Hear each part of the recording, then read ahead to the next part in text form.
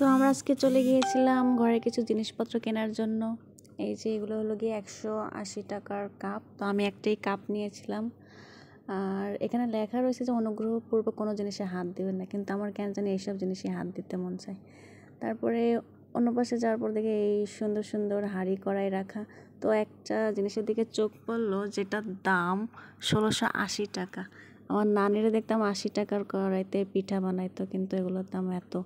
তারপর আন্টি বললো এই ফ্রাই প্যানটা নাকি তার লাগবে। আমি বললাম এইটা নিও না, তাহলে আঙ্কেল যদি কিছু বলে। তাহলে বললো তোর আঙ্কেলের মাথায় একটা জোরে টাক দেবো এটা দিয়ে, তাহলে আর কিছু বলবে না। আমার আন্টি খুব ভয়ানক।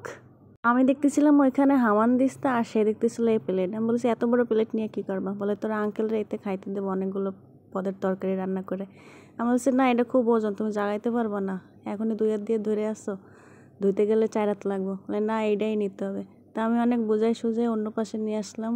এই যে 350 টাকা করে এগুলো দিয়ে তারা সান্ত্বনা পুরস্কার দিলাম। আর আমি একটু বালতি দেখতেছিলাম, কিন্তু বালতির অনেক দাম।